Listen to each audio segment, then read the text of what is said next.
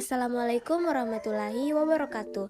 Perkenalkan, nama saya Mistriani dengan NIM 0910 58042270, kelas B semester 3, jurusan Administrasi Publik.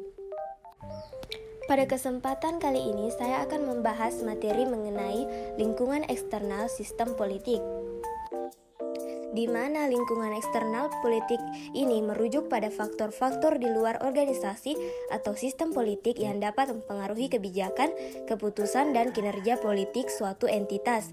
Tujuan dari memahami dan memantau lingkungan eksternal politik adalah untuk dapat menyesuaikan strategi dan kebijakan politik agar sesuai dengan dinamika dan tuntutan yang ada di luar entitas tersebut. Adapun tujuan lingkungan eksternal politik yaitu antisipasi perubahan atau mengetahui perubahan-perubahan dalam lingkungan politik yang dapat mempengaruhi kebijakan dan strategi politik. Adaptasi atau menyesuaikan diri dengan perubahan kondisi politik untuk menjaga relevansi dan efektivitas kebijakan. Pengambilan keputusan, memberikan informasi dan wawasan yang diperlukan untuk pengambilan keputusan politik yang lebih baik.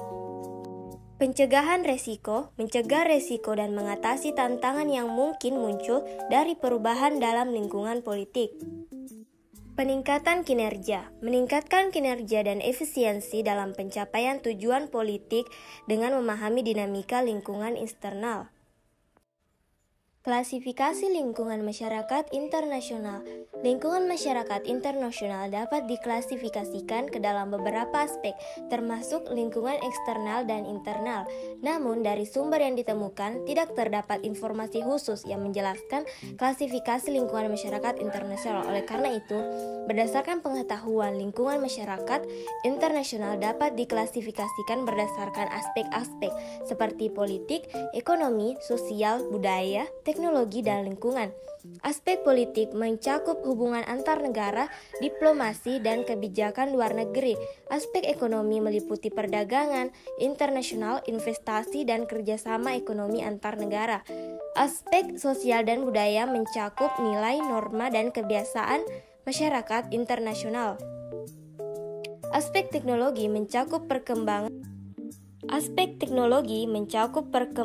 teknologi dan inovasi di berbagai negara. Terakhir, aspek lingkungan mencakup isu-isu lingkungan global seperti perubahan iklim, kelaparan, dan konservasi sumber daya alam. Dengan memahami klasifikasi ini, pihak-pihak yang terlibat dalam hubungan internasional dapat merancang kebijakan dan strategi yang sesuai dengan dinamika lingkungan masyarakat internasional. Pelestarian hubungan Indonesia dengan lingkungan eksternal sistem politik Indonesia.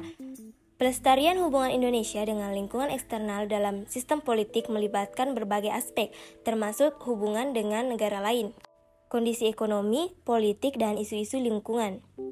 Sebagai contoh, hubungan Indonesia-Australia dipengaruhi oleh kondisi geografis, latar belakang sejarah sistem politik, sosial budaya, dan konsep pertahanan keamanan kedua negara.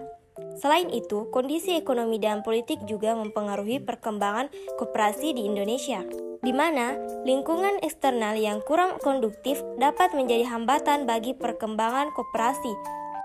Dalam konteks lingkungan, dukungan Australia dalam penanggulangan deforestasi di Indonesia juga mencerminkan hubungan lingkungan eksternal antara kedua negara.